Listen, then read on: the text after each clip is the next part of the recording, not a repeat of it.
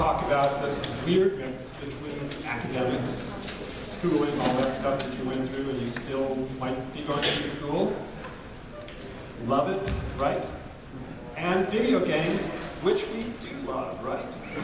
So, let me introduce a little bit with this. We're going to have a set of speakers. I'm going to start off, talk a little bit about my perspective, and we'll go through each one of our perspectives of how we can put games and learning or academics together in the same sentence. So that's what we were in, a nice classroom. Anybody bored in class? In school, you know? Yes, my wife remembers looking at the cows out in the field, and she wasn't able to, what is it, cow click? Cow clicker? Cow clicker. Yeah, cow clicker. Oh, gosh. And of course, it was just full of rote learning, structured, boring stuff. Maybe you had an entertaining teacher once in a while, but sometimes not. And games, of course, are known for being fun, engaging, rewarding, addictive. And so I'm teaching in psychology.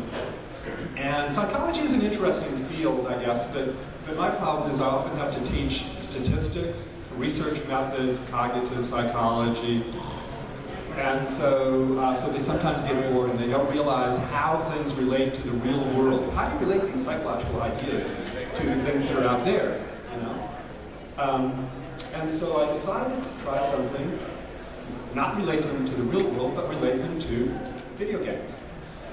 So I decided to create a course, my own course, that would be on the psychology of video games, that would get into theories and basically everything in introduction to psychology, but in terms of video games. So the topics were things like sensation and perception. We could talk about eye-hand coordination, seeing things on screen, visual perception, ergonomics of controllers, theories of play, learning, memory, cognitive, blah, blah, blah, whole 9 yards. And so I went out and I found the perfect book. It's called The Mind at Play, The Psychology of Video Games. Doesn't that sound like a great textbook? There it is, written by two famous psychologists, Loftus and Loftus, published in 1983. Sort of out of print, I guess. But believe it or not, okay, a lot of the things that they were talking about are still relevant. So I actually required my students to read that as well as a lot of current materials. So here we are. One of the things I force the students to do is play at least 2 hours of video games a week and write a journal on it. Darn. 2 girls said they didn't play video games, and that was hard for them. What does the text say? That is utterly impossible. That is terrible. Actually, those were the lists of the games that they presented. They're all forced to give a video game presentation. And this last fall was... no, you don't need to know. They did Donkey Kong 64, Super Mario Brothers, Modern Warfare, Temple Run, stuff like that. And this one should have been highlighted too. Actually, on my slides originally, they did look good. That's when I went from Google Docs to PowerPoint. They'll always kill you. All right. Well, anyway, they also do team projects and hot topics on video games, like genres of video games, violence in different genres of video games, puzzles in different genres of video games. What are genres of video games? Panel later on genres in video games, which I am planning to. Yes, you must. So basically, this was really an excuse for me to get a big budget from the department to buy all the gaming equipment that I wanted.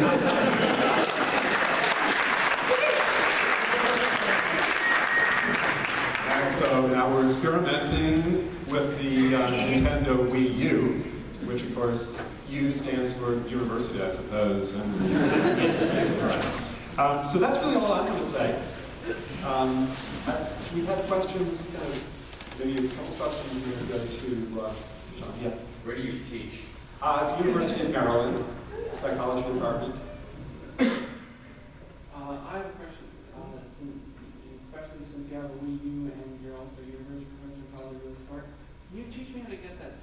tablet for that thing to work on my this can't figure it out. I tried duct taping it, and nothing works. Duct tape? You need to go to duct tape 101. No, use Subaru. Okay. Let me, okay, one more. Actually, I was just curious if you received any pushback or any problems when you tried to present this to the curriculum committee. Yes, they said, "Are you kidding?" And so I was teaching the course on an experimental basis, and I told the class that problem and said, "Could you each write a short statement about the relevance of this course to you and to psychology?" They did so. I submitted that back to the committee, and they said, "You're in." And then they gave me the award for the funds. Students do have an effect. They really do. Let me go on. I think Sean. Your work? Oh, wow, yeah. Okay, well, thank you, Ken. Hi! Excellent. How you doing? Well, welcome. My name is Dr. Sean Cashman. I'm a professor of communication at Pfeiffer University, which is down in North Carolina. And I, too, am very interested in teaching about and using games to teach. I come from a slightly different perspective than psychology. In terms of communication, we tend to look at video games as an art form, a social medium, a place where people get together to talk, build relationships, destroy each other, that kind of good stuff. So, I'm just making sure that what I'm talking about is on the slide.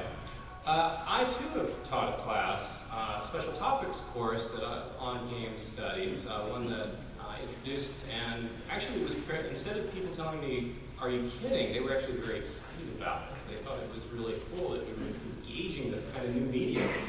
So in this class, we look at video games from a couple of different perspectives. I can't see. Okay, we look at game principles, what does it mean to play, what is game, that kind of thing. We look at how to study games from an academic standpoint, so the different methodologies you can actually use and actually get published. Thank you. This looks like mine. Only clear. Oh, should really worry about mine then. I won't touch it. How to study games. So from a variety of different academic perspectives, from different methodologies, the field of game studies is quite exciting. It's growing, it's new, and so there's a lot of interest in it. We also talk a little bit about what technologies are adding to the idea of gameplay. What does it mean to have pervasive games that you can't tell you're playing a game anymore? Or location-based mobile games. What is it when we're playing games on the subway? And the subway's part of the game. They do that in Japan, not so much here. Japan, gotta love it. As well as alternative reality games. So the kind of games that businesses are using to excite us and entice us. Like when The Dark Knight came out, they had an alternative reality game called Lyso Series, in which players were encouraged to look for clues hidden throughout cities across the country to unlock clips of audio from the Joker telling them to join his army. It's quite a fun game. We also look at social issues surrounding games, serious games. How can we use games in education? What does it mean to do that? Gender in games. My colleague here will speak more on that. Violence. What does it mean? Does it really cause violence? And identity. Issues like that. Because in my class and in the fields that I'm looking at, we study games as cultural, aesthetic, and social artifacts. So we look at them like film, we look at them like books. They're artifacts that can be studied, can be very exciting. And so that's one of the things that we do. And we use games in that light. I'm going to skip ahead. So this is just two kind of topics that I think are, we talk about in class, that I think are kind of relevant to this panel here, is just how do games really get connected to education? And this is not a new concept. The military has been doing it for years, and they were very interested in it. You're late. Okay, so good to be here. Come on, enjoy. And this is an idea that's been around for a while. The book by Orson Scott Card addresses is this Ender's Game, where you have military children being trained to play war games that don't turn out to be quite war games. There's a movie actually coming out later this year. Finally. I know, on this, so I don't want to spoil the ending for you. I'm not going to give any more on that. But the Army also employs games. America's Army is a free first-person shooter that they use as a recruitment tool to draw people in. But they also use it for training as well. So the military's been very interested in this, not just academics. And in addition to that, we can also use games to make other content more interesting. They have used games as sites for education. You can actually get classes, and I don't mean like classes in Second Life, I mean classes that take place in Second Life, where you can study, I don't know, statistics from a teacher in Second Life. I don't know how well that works. I've never actually sat through one of those classes, but supposedly it's interesting. They've tried it with World of Warcraft too. I wanted to sit in one of those, but we'll see. So those are kind of the topics that we talk about in the class and some of the ways in which gaming and academia interconnect. So we have not just teaching about games in classes, but we can also use games to teach classes. So I'm going to open this up for a couple of questions, just like Kent did before I pass this on. We have a question. Yes? Yes? You, in the research. I'm actually very curious about how you teach a game in a class. I mean, a film studies class is easy. We all sit down like 2 hours and we discuss it. How do you do that with a game? I mean, I play games for 200 hours before I go. Yeah. How do you do it? Yeah, I'm not gonna use Mass Effect. Right. Typically, what I would do, and this is where the internet is wonderful. There are a lot of really short, quick flash games we can use to look at game concepts. I can also require assignments, much like Kent, where you go and you play video games. My major assignment for my class is actually to design your own video game using a lot of concepts that we talk about. So it's you don't have to program. So I make that clear at the beginning because people get a little scared if you're there for a moment, like, I don't program. No. But I'm just thinking, But yeah, you're going to sit down and watch a pitch cast or Citizen Kane or something, but you can't really get through Super Mario Brothers 3 in the course of a class. But Yeah. you don't really do something.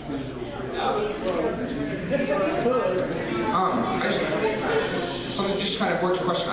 I took a class, one of my first classes in graduate school was called Arcade Theory, and listed under the required materials was a World of Warcraft subscription.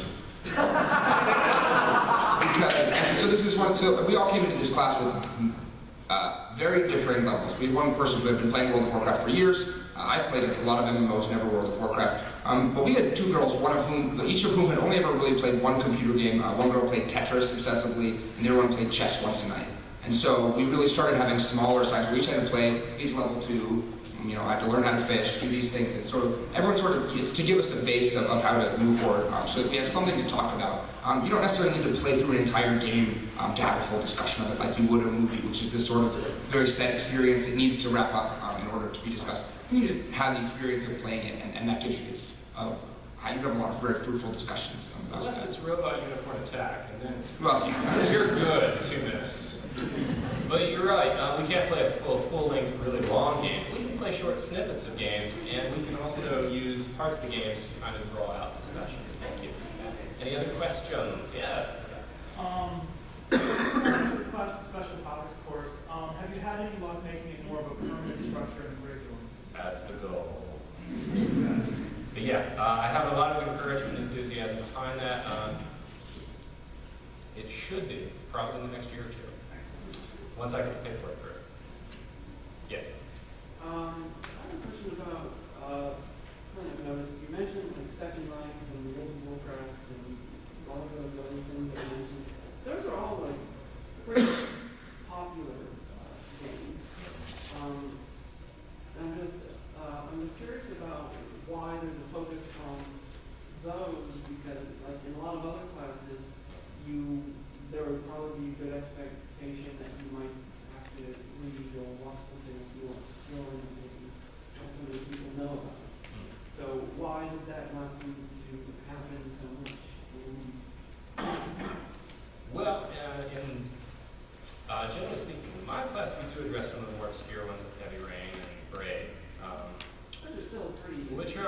admittedly, some of them are still fairly well known. In terms of these two games as examples, they're worlds in which people can inhabit. There are more obscure ones that have been used, but typically speaking, we do tend to stick oftentimes with the more popular and well-known ones, because when a student walks in on a class, they don't want to be overwhelmed with obscure, even in a film class, they don't want to be overwhelmed with obscure films from, France. I love French films, by the way.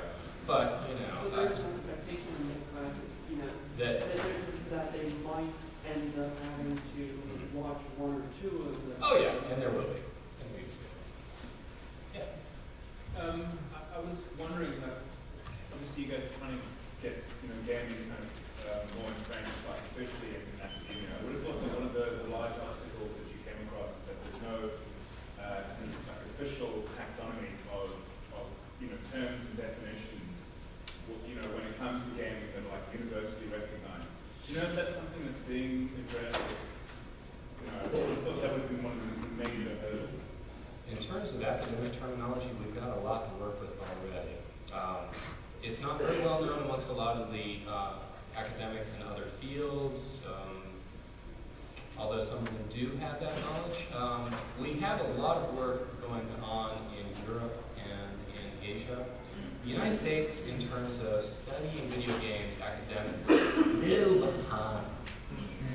Yeah, I guess we're a little arrogant that way.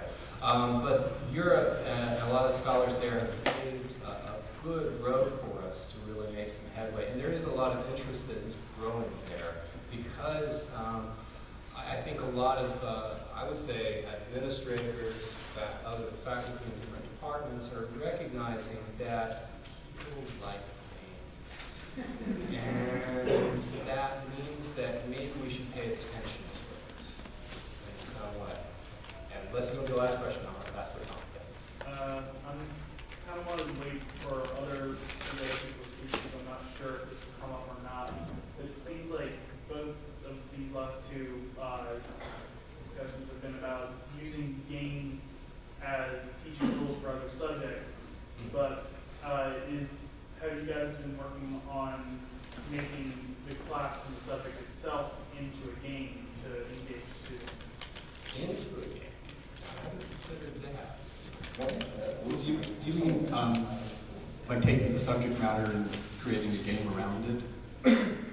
Finding a way to turn the class itself into a game so that students would be more likely to engage on their own instead of being told that they have to do this for a break. I can speak. There's some people. There's some interesting. I've read about. One of the things that I do alongside the sort of more game-focused stuff is I do a lot of work with education and online education and technology, especially. There have been some really interesting examples of professors designing entire modules. The one that was most interesting, I think, was designing an entire 7th grade language arts curriculum in this kind of, with game elements, with quests, with a lot of cooperative things to let students do, competitive aspects. And it was on an opt-in basis because, of course, games are really only fun until you have to play them. And then they get less fun. This is one of the problems that I think probably all of us have come up against in our studies is that, I'm really interested in this game, and now I have to write a paper about it in the next month. And it gets to be a lot less fun. This was an opt-in, and it was actually really successful. The students, they did it 1 year as like a pilot, and then they turned it into a more permanent thing. I could see if you were interested in reading more about it, I might be able to. Class route?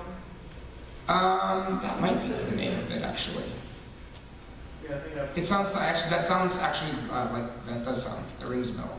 I would have to look to find it, but I do have it scrolled away somewhere. If you wanted to find me afterwards, and I can do that for you. One of my students asked me, Dr. Norman, after I take your course, will I be able to play video games better, faster? Will I learn to be a better gamer? And so I'm actually tempted to have a course on how to play video games and call in experts. Now, I'm not a really great gamer. Those who can't do, teach.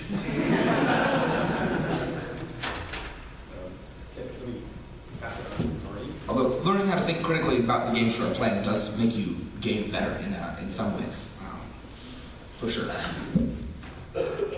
hi there, can you hear me?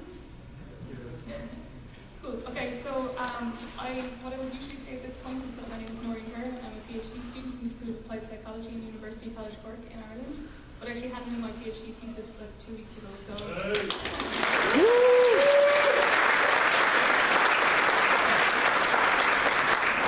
I suppose I'm currently looking for a job. But I guess my area of expertise, what I did my PhD thesis on, is immersion and the psychology of the immersive response. And as part of that, I kind of developed measures that measures the immersive response in a gaming setting. So if someone sat down and played a game for at least half an hour, could be up to like 24 hours for some of my participants, and then they fill in the questionnaire, it gives you a level of how immersed they were in the game. And just kind of give you more of my background. At the moment, I'm currently teaching a few courses in human-computer interaction. And I suppose those courses kind of touch on gaming in small ways every now and again, but I really kind of encourage the students when they're doing kind of their final year projects and stuff to really try and, do something that they really, really like, something they're really interested in. So sometimes it kind of comes up more in those areas, and that's always great.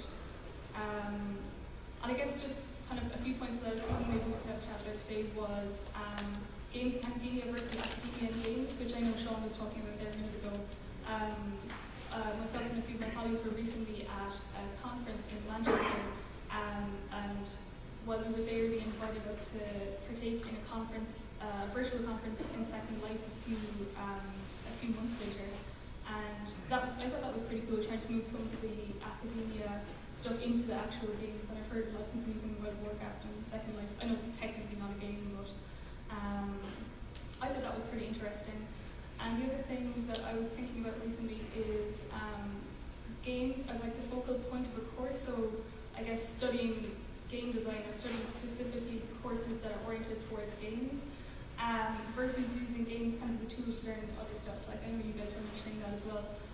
I went on a trip around a couple of universities when I was in Australia a little while back, and the University of Melbourne is doing a course in the philosophy department, which doesn't really have anything to do with games, but they're just using games as a tool to kind of teach their students things that they might not be able to teach them in real life, things they might not be able to actually experience in real life. So, for example, the example they gave was they got them all to play Bioshock over like the period of like 2 terms to kind of give them an idea of what maybe being in a dystopian type society would be like, and some of the themes and some of the feelings that might kind of revolve around that.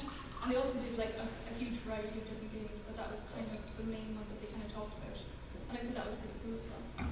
So, yeah, that was mostly what I wanted to say. Yeah, questions. What is the state of stuff you're teaching in, like, what's the reception of that there?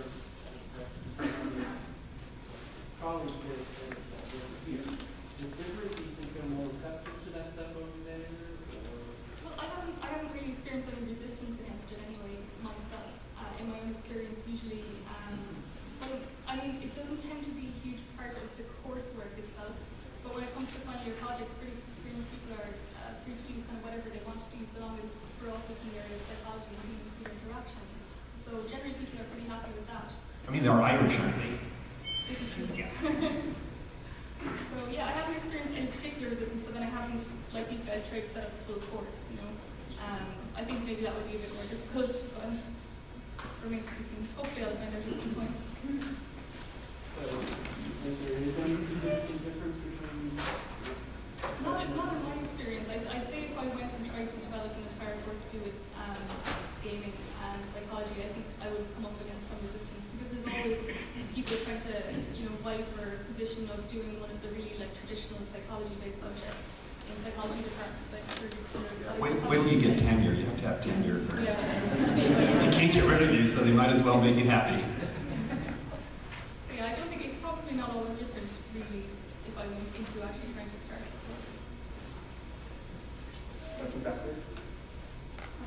course. Sorry, there's 12 people in noise.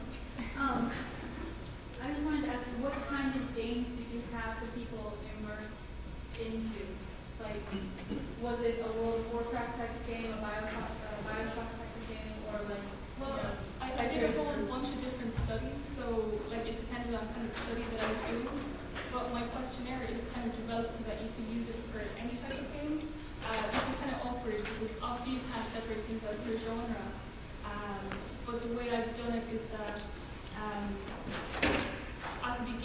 questionnaire, you're asked whether the game has characters in it or not. Because say if you're playing something like Tetris, there's no point in answering questions to you feel how your character affects. And then the other one is whether the game is multiplayer or not. So there's a few questions about whether you're playing with other players, whether it's kind of competitive or cooperative. But kind of in that way, it took a few stages to get to that point, but once I got to that point, it usually will work for most types of games. So, like, to answer your question, I got people to play any kind of game that they wanted to play, really. For my final game, I did get a lot of people to play World of Warcraft, just because I was kind of curious about that. But, in your studies with human computer and their way they interact, there's been all debate in video games, obviously, between better visuals and things that enhance your senses, and controls, things that speak more of your intuitions and your mechanical understanding. People would like it if the game had better controls, the game had better graphics, much more popular. And so when you use that study of human-computer interaction, how do some of those conversations take place? Like, will there be, when someone's playing a game and it really draws them in visually, but they can't quite control it in the way they normally used to, or vice versa? well, those things are all definitely really big factors for immersion, so that's kind of what I was focusing on. So, definitely graphics of a game that I got people to play like the old version of the Jewels, and while they found it kind of immersive, they hated the graphics and music because they're awful. I guess the thing with what we're doing is because we're based in a psychology department, we don't look at the specific aspects of the games that are causing it. Well, I don't do it, Dr. Norman does. But what I'm looking at is more the actual response and experience of the person when they're actually playing. So I didn't go in depth into that, but definitely I noticed that while participants were playing and asking questions, they were really happy to talk about the graphics and stuff. And I got a lot of information. Yeah, kind of to answer part of your question, we did a study in my lab where we have either playing on a large screen or on a regular computer monitor size, and they're much more immersed in with a larger screen. So go out and get your big screens, projectors, but it doesn't mean that the small screens aren't good as well. The other thing that's interesting is the familiarity with the controller. If you have to fumble for buttons, kills the immersion. And so games that have easy controls are much more immersive, or if you're experienced with the controller. Yes. I think this is an issue that Dr. Norman and I are going to be questioning each other with for the next 12 and years. Dr. Norman is an expert in what we call the qualities of immersion. That is, the things, the qualities in the video game that give rise to immersion. Whereas I and my students, of whom I'm very proud to have Maureen as one who is just about to escape from my grasp, for very good reasons, we're more interested in the sensitivities, and that is the effect on the psyche of immersion. Yes, she's about ready to beat the final boss.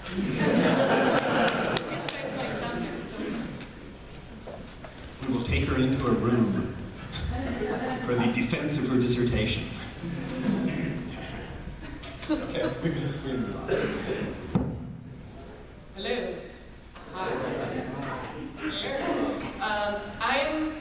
That was cut off. Whatever. So I'm Elisa Melendez. I am a PhD candidate. I advanced to candidacy recently this past December when I passed my doctoral exams.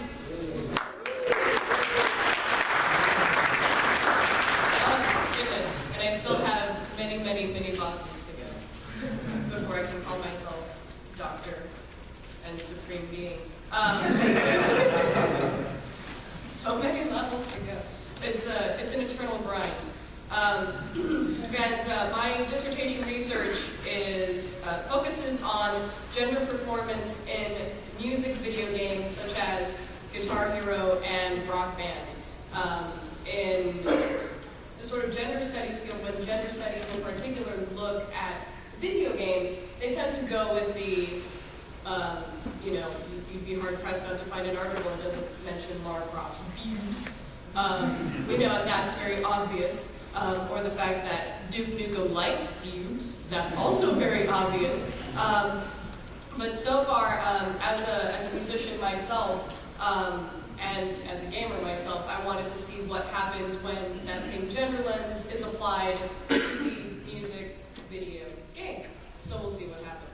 I haven't actually looked at that as much as I would have liked yet, because as Ben so lovingly mentioned, when you have to play games, it doesn't become fun. So I've kind of avoided that part of the research in favor of actually having fun playing video games until I actually have to play those games, and I haven't done that yet. So I'm going to talk a little bit about my experience as a student and now as a professor, which I'm kind of freaking out about. But as a student, I have some different experiences within my particular department, which is Global and Sociocultural Studies at Florida International University in Miami. It's way warmer than it is here. And within the department, I actually have the benefit of having someone come before me in the department studying virtual worlds. It is because of her that it makes it a lot easier for me to do what I'm doing now. She had the unfortunate task of being the first person to ever want to study video games in the department, and so her dissertation proposal defense was about a couple of hours long, because she took the time to explain exactly why it is that they should let her study video games as a sociologist. Thankfully, because the department has had that experience and understands that, yes, this is a real thing and we're not just screwing around and playing World of Warcraft for kicks, now I don't have to actually explain. Although we do that. Yeah, although we actually... I call it research. I played a lot of Halo. It's research. It's research. Now I actually don't have to fight as hard to be heard, thankfully. Although there is still a little bit of that. And I'm sure that, when I picked a really good committee that understands me, which is also very, very crucial. You definitely, if you want to choose to pursue this awesome path, definitely try to link yourself with people that get you and say, yes, this is valid and I will fight for you, when other people go, really, what is this? Or, when you get an Xbox Live message, like most useless PhD I've ever heard of. It's one of mine. I'm proud of that one. I'm proud of getting that, actually. So within the department, because I had that person who came before me, it's actually really, really chill. And there's someone coming up after me now who's studying technosexuals, which is awesome. And that's something that never would have been able to happen had it not been for us doing the whole virtual worlds research thing. So that's kind of cool. Don't be afraid to pave the way. Just because nobody else has done it doesn't mean you can't do it, and then make it just a whole lot easier for the people that come after you to do that kind of stuff. Now, outside the department, on the other hand, I did sense a little bit of resistance. It's really interesting coming to a place like this and seeing this room full of awesome people. And that's awesome, and you're all smiling faces, and I love ya, and I love ya. But then when I go to, like, the American Sociological Association National Conference, and I try to talk about my quantitative work on Rock Band, and the correlation between song difficulties and, female presence in bands and stuff, people mention, wow, really? You're studying video games? That's cool. They let you do that? What university is this again? Are they accredited? So there's a little bit of pushback, and sort of the, game studies as a field is definitely growing, but within these sort of big, bad academic disciplines, there's still a little bit of that pushback when you kind of go into the mainstream stuff. And it's nice for us to carve out our own space, but at the same time, there's still a need for us to get recognized sometimes, outside of like a little tiny round table of people that just kind of get lumped together. Like, all these people work with like computer stuff. Let's just put them all in the same room. It's all the same thing, right? Yeah, just put them all in the room together. So we're still kind of working towards that positive inclusion in kind of the big bad disciplinary fields. And here's the experiment that I'm about to conduct. Classes actually start next week. I have the unfortunate experience of being a TA as part of being a PhD student, and I was blessed with being able to teach my own class. I get to exact revenge on undergraduates. So the name of the class that I'm teaching is The Individual in Society, and it's usually, typically, when I try to search for textbooks, it's usually taught as a social psychology class. There's a lot of psych stuff in there that I'm not experienced with. I bow to you for knowing all that stuff. I don't know that stuff. I'm a sociologist. So the way that I'm teaching it is the way that my professor taught it. It's a lot more sociology, and the way that I'm doing it is that I'm injecting all sorts of pop culture into the class. I'm examining our own agency and how our own everyday actions are influenced by and have the opportunity to influence bigger societal structures. Footnotes. Week 7 is a very popular theme that my instructor had in his class, and now I get the chance to talk about it, the individual and the avatar. That's, let's talk about video games. So, that's the big video game section. It used to be that week 7 was the only time we would talk about video games.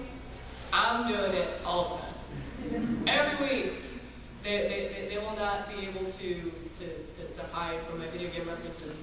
And it extends even further into something, this is why I call it an experiment, something new that I put into the syllabus, which is sort of crediting them for their attendance. I don't know if anybody here has taken classes where they have to do like clicker stuff, like whatever, like answer questions with a little remote, like you're buzzing in on Jeopardy or something. We wanted to give them credit for having done that and having participated in the class. And we tried that last semester, and it worked okay. But there were glitches, and they didn't seem incredibly motivated to do it. So what I'm going to do is I'm going to turn this entire class into a video game, and the entire class as a student group is an awesome warrior or rogue or whatever. Does it cost $59.95? Yes. DRM. You have to be online all the time. No. So the students as a group level up. What does this mean? Every week I'm going to have an experience bar on the thing.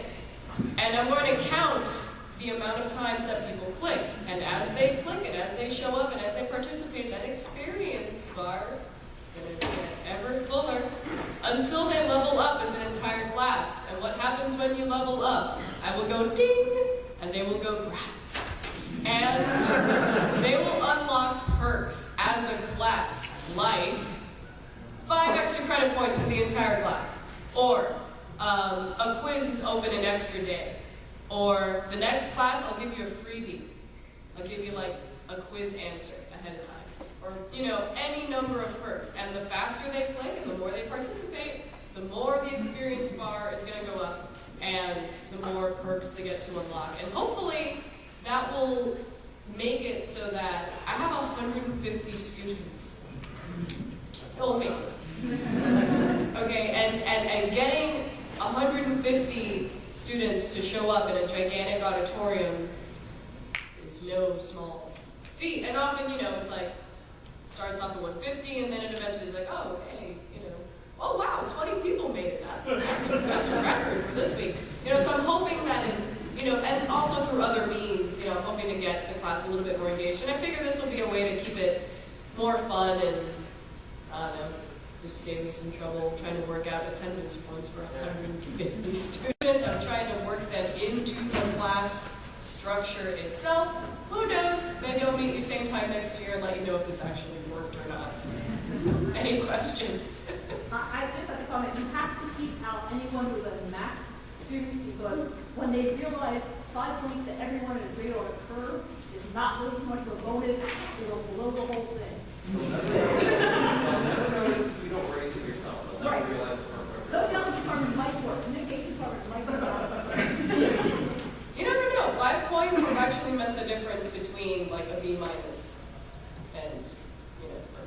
people do freak out over those 5 points, and at the end of the semester, oh boy, do they come crawling for those 5 points. Let me tell you, they're still getting They really do.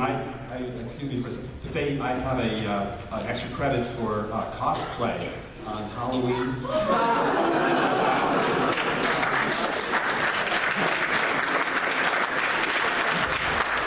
of them came in. They all got the extra credit. And it did make a difference on their final grade. I mean, I'm a shy. I will never tell my colleagues that this was how somebody got an A instead of a B plus. But yeah. Sorry, I just didn't hear exactly what they were doing with the clicker. Are they just supposed to click it as fast as possible? No, this is not a quick time event. But what's going to happen is that, throughout, okay, so here we go. For example, week 10 is deviance, which is one of my favorite weeks, because we usually have the people submit anonymously the most deviant thing they've ever done. And the goal of that week is to, is basically say, well, okay, what is deviant compared to what? And so, it's talking about social norms and all that stuff. So one example of a clicker participation point in that section would be, I put somebody's anonymous thing up on the board, on the thing, and then they, and then it would say deviant or not deviant, and then people would vote and, see how many people think that that's actually deviant, or like little multiple choice things, stuff like that. All the way in the back, there's one in the back. Red shirt. When you were doing your research on rock band and gender, what are some of the things that you learned from that?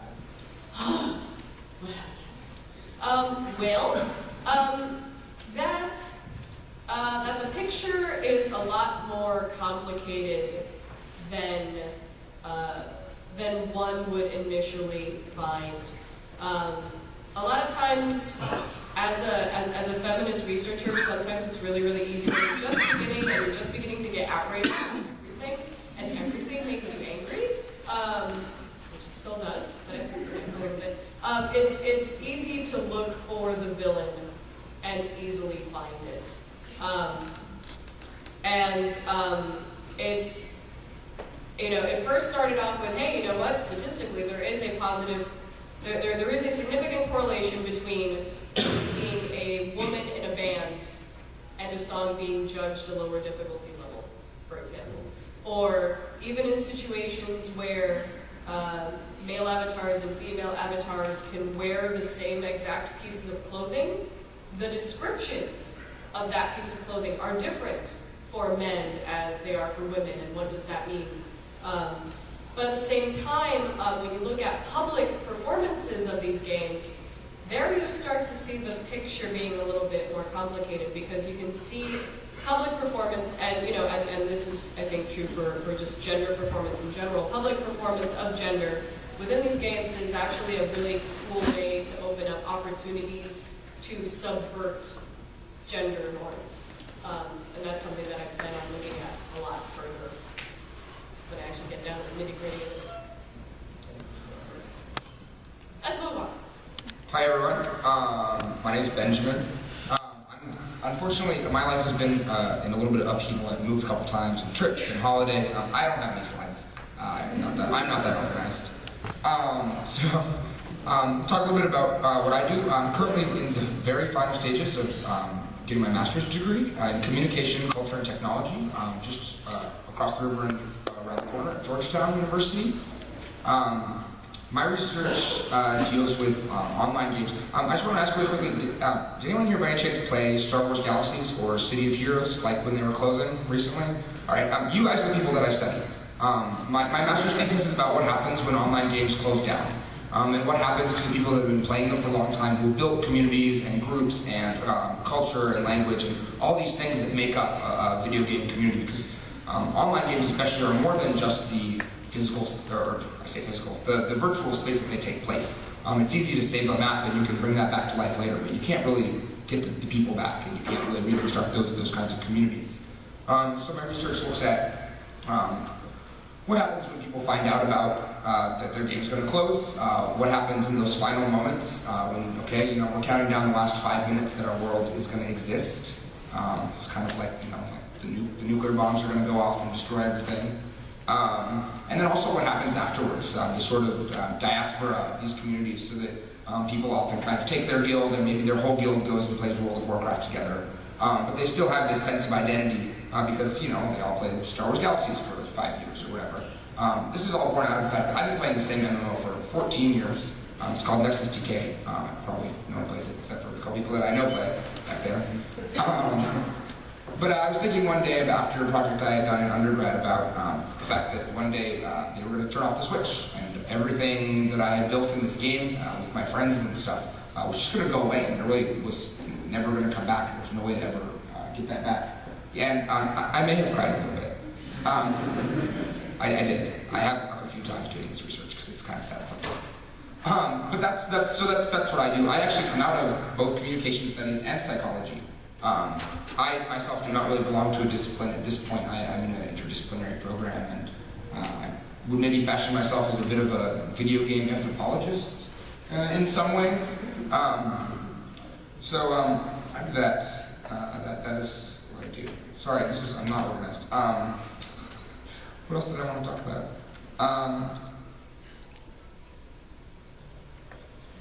This is true. Oh, I did also just want to mention one thing on what something Sean said about. Someone asked a question about, or we've been talking about teaching courses in Second Life and things like that. And something that's really interesting and is kind of worth everyone knowing about. There are a number of companies right now, startups and things, doing what they're called massively multiplayer online courses, which is not really super game-like, less game-like than you would think hearing that name, but it does draw off this technology concept that we can use things like Second Life and World of Warcraft to teach to a much, you know, at least it talks about teaching to 150 people in an auditorium. You can use the internet and you can teach 15,000 people statistics at the same time. And people are doing that, and not only are they doing that, they're doing that for free. Y'all can go on right now and take statistics from Stanford University. So there are different websites. Coursera.org is one. There are a couple others. edX is a partnership between let's see, like MIT, Harvard, Yale, Georgetown, and a couple other schools. So you'll see more about this. But if you're looking to get educated, because why not? There are definitely great ways to do it. You can look up MMOCs online.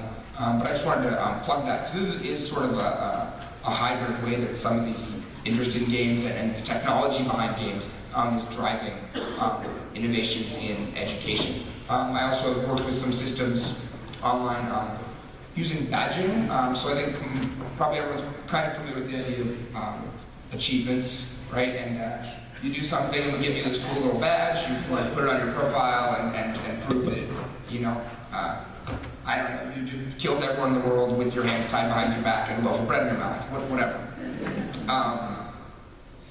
So people are using this same kind of concept, you know, and it's amazing how much time people will spend in something like World of Warcraft to, you know, touch every zone in the game, just because you get something for it. You get the ding, everything, you know, pretty flourishes and maybe a little title, or, you know, you have to kill, I don't know, however many critters, things like this.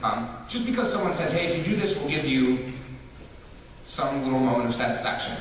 So people use that also in education, in the classroom. There are New York City public school systems. Did a very interesting project on digital literacy, where they invited students to come and have developed an entire badging system and online learning system that mostly ran itself. Because once a student earned a badge for something, they could then grade, you know, the essay responses from other students.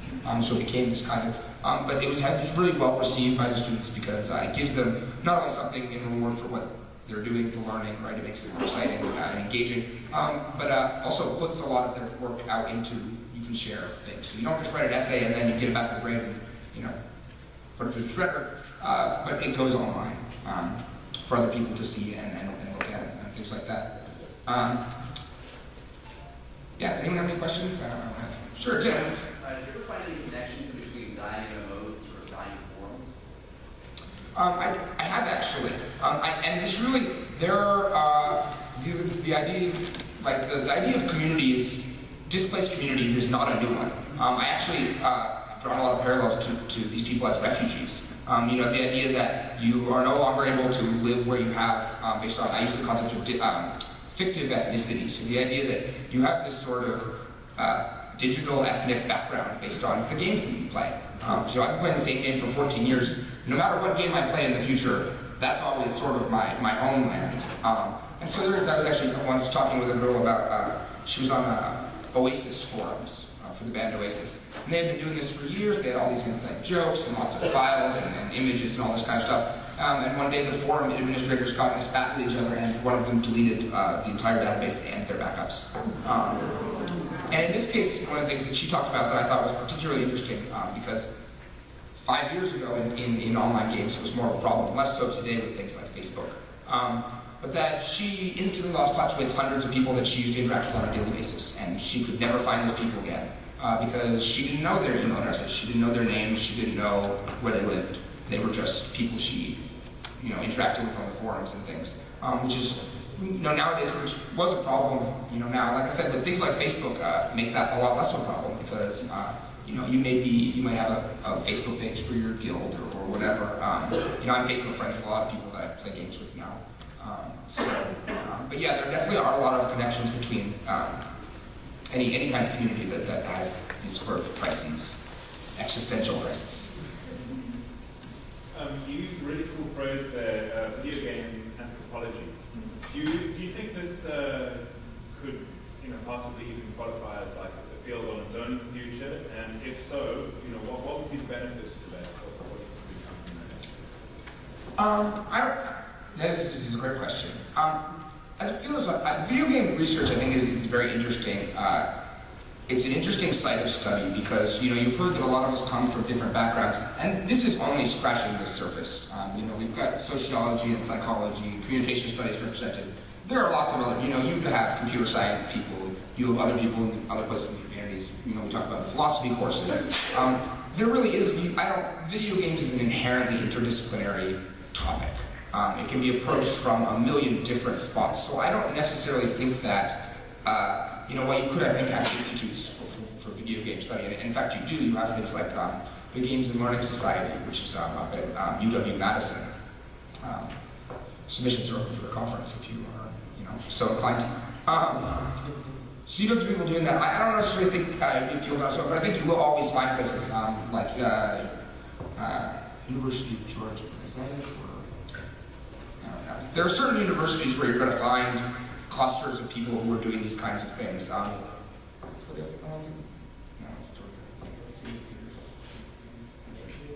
think she's in Georgia. I can find out for you. There are little clusters of people because, of course, you have, a lot of my research was based off one woman, Celia Pierce, who wrote an entire book about, everyone remember Myst. It's one of the most popular games of all time, actually. Until it was dethroned by The Sims. So at one point they were going to make an MMO based on Myst, or on the Myst universe, and it didn't really end up working out. And so this woman went and to study, as an ethnographer, she was studying emergent behavior and the emergence of play culture in online games. She ended up capturing the story of how they were forced out of this one game and ended up resettling in their.com, and then their.com their.com got shut down. They moved to Second Life. They ended up, Cyan released the server software to them, and they ended up making their own, remaking the game for free on their own. A lot of interesting things. So she then, after doing her doctorate, then attracts other students who come to study those same kinds of things and other people to learn. So I think really what you're going to end up with is universities that have these clusters of folks who are working to develop courses on video games are going to bring more people who are interested in video games, who are then going to turn around and keep doing that kind of stuff. So I think it'll be an exponential progression going forward. Possibly there could be some kind of effort in the future to link such communities as well. But when you get I think there's really some cool space for online collaboration, right? So if we can get people online working in online spaces, we don't all have to be at the same university anymore. So I think we have about 5 minutes left, and this question, I want to ask a question to you guys, actually, because we've been talking about the kinds of research we're doing, or things in academics, and how, what kind of research. And so I'm thinking, what if you were working as a grant administrator at NSF, NIMH, and you had a lot of money and you could fund research on video games. What would you fund and not do video games cause violence? Not on the agenda, okay? I'd be interested in finding out if, with the gamification of classes, if that can help further define how well people are taught. By, like you were saying with the achievements, keeping track of how deeply people are paying attention and contributing. By having better access to statistics like that, how much better the teaching experience? Yeah, there is actually a major report out on that whole idea. And so there is a lot of money actually being devoted to that. The problem, and I think there's a panel tomorrow or sometime in the future on education. So far, it's been really bleak. I mean, we've been trying to apply Skinner's conditioning and program learning for years, and it just hasn't done very well. So we have to have some really good breakthrough. Maybe everybody dies of dysentery. Yes. I'd be interested in sort of a cultivation theory, kind of. Like, if not so much if gaming affects people's actions, but their perception of the world. Since there are more games that are more realistic now. That's hot on my list, yes. I like to fund a study on transhumanism and transgender and see if the advent of the trend that gaming promotes the trend of society as a whole, or if it's the other way around, or if they promote each other. Yeah, I mean, I'll have to admit, I play Tomb Raider a lot. So here I am playing a female superhero. All right. Yes, back there. Yes. I think it'd be exceedingly interesting, A, to fund all of your work, because I know, as a social scientist myself, how hard that is. If you could just teach the human subjects research, the councils that we need to go for, if you could just teach them like what the internet is and how it works, that would really be a great starting point. Because they have no, when I say I want to study people on the internet, they just go, we don't know how to deal with that. Oh, I know. I just want IRB over here because of that. I actually changed my entire study because I couldn't get them to. They wanted me to fax things to Indonesia and back, and I was like, no. Sorry. Go ahead. Let's see, Black. I am actually super interested in what Sean is doing with studying as an art form, and just sort of looking at things the same way we look at literature and movies, and just in that, sort of way. I am also really, I think your stuff is really cool with the video game anthropology, and what you said about fictive ethnicity, I thought was, whoa, that's so cool. I'm sure that, by the way, any of us, I'm sure, will be sticking around for a little while. If you want to talk to any of us, I'm sure we all have book recommendations, and we will just chat with you enthusiastically about any of your questions that were not answered here, because we just don't have enough time. I would, one behind. Go ahead.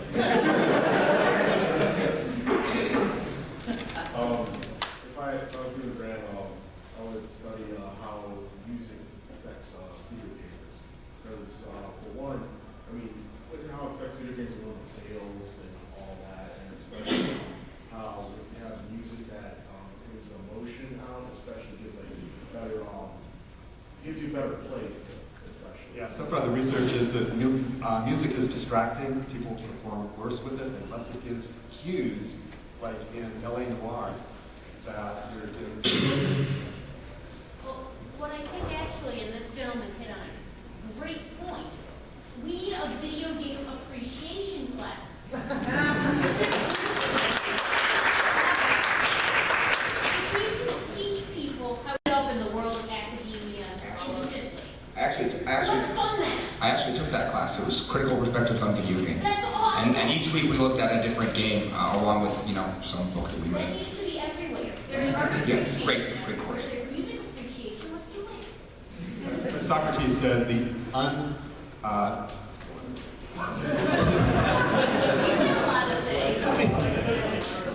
unanalyzed game is not worth playing. Right.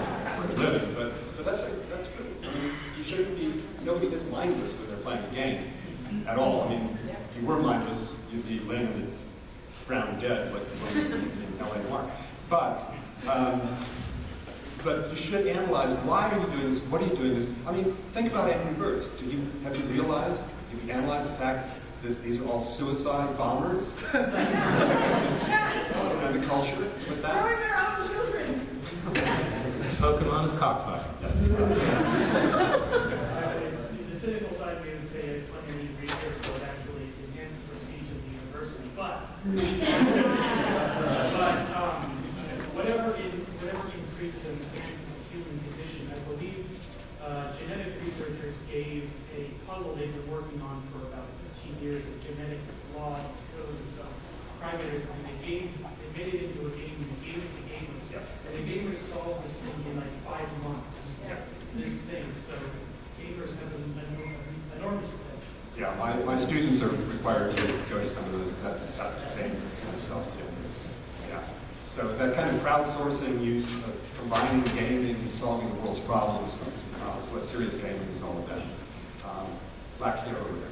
I think interested in finding out about mythology in video games, and also the interface with spirituality, either for as a spiritual substitute, which I think you've said, or using video games as spiritual. Yeah, one of my students did a report on cosmology of games and how in many games there's all these kind of temples, religions, and things. Where do they all come from? I mean, it's kind of really fascinating. Very few of them seem to be based on Western tradition. What we know is all Asian kind of weird stuff. But there's a lot of weird stuff in Western. I mean, I'm Swedish, and so I'd like to see some of the Norse gods come in. But I think actually more fascinating would be, how would you put all of the weird stuff of saints and weird things in the Catholic Church into a game?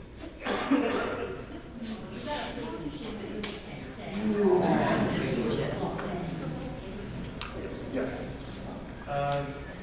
It's not really my subject, but I guess I could conk it on to someone else to do the study on what players would, like how players collect their thoughts on their initial reactions to games, like from picking it up off the shelf to popping it in and playing through the first few levels.